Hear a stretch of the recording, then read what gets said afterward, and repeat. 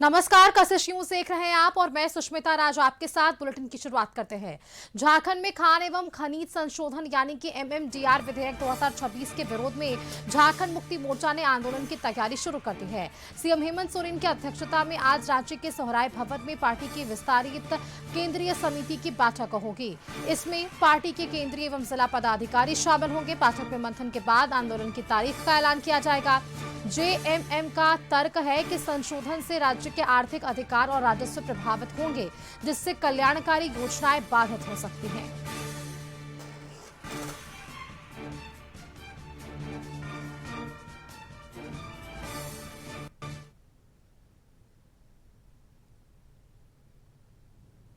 इस खबर पर रुक कर लेते हैं राजधानी रांची का। हमारे साथ संवाददाता संदीप जुड़ रहे हैं। संदीप, एमएमडीआर बिल को लेकर लगातार ये विरोध जेएमएम की तरफ से अब तक बयानों में सामने आया, लेकिन अब केंद्रीय समिति की यहाँ पर ये विस्तारित बैठक होने जा रही है। कौन कौन से लोग इसमें शामिल होने वाले और क्या रूपरेखा तैयार होगी आंदोलन की? क्योंकि इसके पहले भी सीएम ने, आपको याद होगा, कहा था अपने ट्वीट के जरिए ये वो आंदोलन होगा जो झारखंड ने और देश ने पहले कभी नहीं देखा होगा। आज ही खान और खनिज संशोधन विधेयक 2026 के विरोध में आज जेएमएम की बैठक है और मुख्यमंत्री की अध्यक्षता में यह बैठक सोहराय भवन में होनी है। हालांकि बैठक थोड़ी देर बाद शुरू होगी, पर जो बैठक में लोग शामिल होंगे वो कहीं ना कहीं अब सोहराय भवन पहुंचने लगे हैं और इस बैठक में केंद्रीय समिति के जितने लोग हैं वे शामिल होंगे। हालांकि बैठक में जो जिला अध्यक्ष है उनको भी आमंत्रित किया गया है, जो मंत्री हैं, विधायक हैं, सांसद हैं, वे सारे लोग इस बैठक का हिस्सा होंगे। हालांकि मुख्यमंत्री ने जब यह विधेयक लाया गया था उस समय ही या कह सकते हैं एक तरह से उन्होंने अपना संदेश देने का काम किया था कि यदि इस विधेयक को वापस नहीं लिया जाता है तो ऐसा आंदोलन होगा जो पूरा देश देखेगा। हालांकि अब देख सकते हैं आज रणनीति यहाँ पे तैयार की जाएगी कि इस विधेयक के खिलाफ अब जेएमएम आगे क्या रुख अपनाती है और जो आंदोलन की घोषणा मुख्यमंत्री ने स्वयं किया है तो आंदोलन की क्या रूपरेखा होगी। हालांकि जो लोग हैं इस बैठक में शामिल होने के लिए पहुंच चुके हैं सोहराय भवन। लोगों को अब इंतजार है राज्य के मुख्यमंत्री हेमंत सोरेन का और मुख्यमंत्री हेमंत सोरेन जैसे पहुंचते हैं वैसे ही यह जो बैठक है उसकी शुरुआत होगी। हालांकि बैठक में मंथन के बाद ही यह घोषणा होगा कि जेएमएम का आगे की जो रणनीति क्या होगी और जो आंदोलन है उसकी रूपरेखा क्या होगी। हालांकि देखा जाए तो कहीं ना कहीं जब से यह विधेयक सदन में लाया गया था उसके बाद ही इस विधेयक का पुरजोर तरीके से विरोध देखने को मिल रहा था और कह सकते हैं आज उस विरोध का क्या आगे का रुख होगा, उन सारी चीजों पर आज मंथन होगी और मंथन के उपरांत ही आज फैसला होगा कि अब जो विरोध का जो रुख होगा वह किस तरह से होगा। हालांकि कुछ लोग हैं उनसे ही बात करते हैं। पूर्व मंत्री हैं मिथिलेश ठाकुर जी, आज का जो बैठक है कितना अहम मानते हैं और यह विधेयक कितना?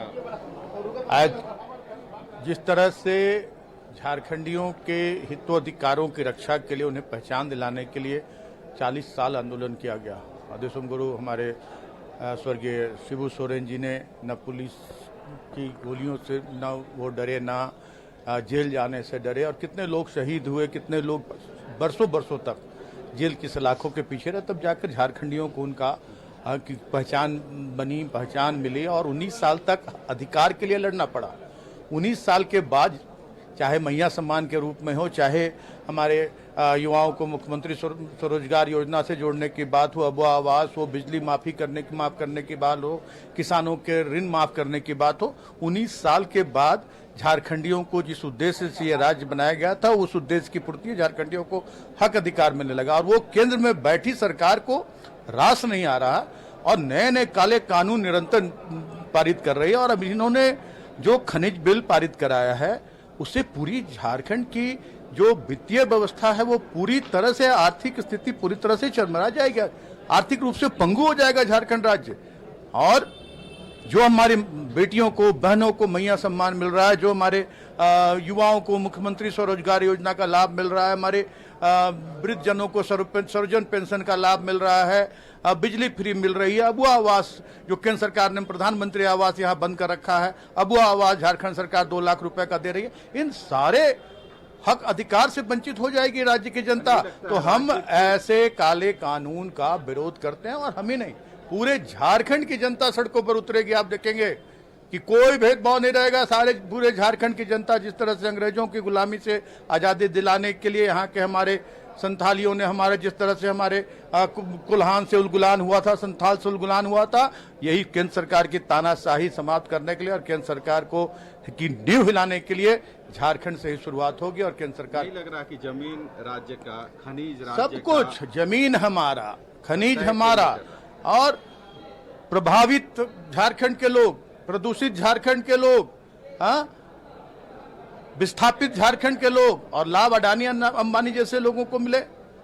ये क्या लग रहा है, क्या रुख होगा आंदोलन? रुख देखिए बहुत ही आक्रामक रुख होगा। पहले हमने, हमारे माननीय मुख्यमंत्री ने महामहिम राष्ट्रपति महोदया को भी पत्र लिखकर इस पर सहानुभूतिपूर्वक विचार करने को कहा, लेकिन माननीय भूवी वहां से भी ये बिल, उनका भी हस्ताक्षर हो गया जैसी सूचना है।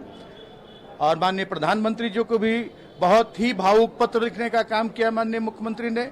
अगर ये लोग नहीं समझते हैं झारखंडियों की भावना को, तो निश्चित रूप से आक्रामक आंदोलन होगा। और इस आंदोलन से क्या स्थिति होगी और कैसे पूरे देश में ये आंदोलन फैलेगा और केंद्र सरकार की नींव हिल जाएगी पूरी तरह से, और केंद्र सरकार पूरी तरह से पच्युत हो जाएगी, ये मैं दावे के साथ कहता हूँ।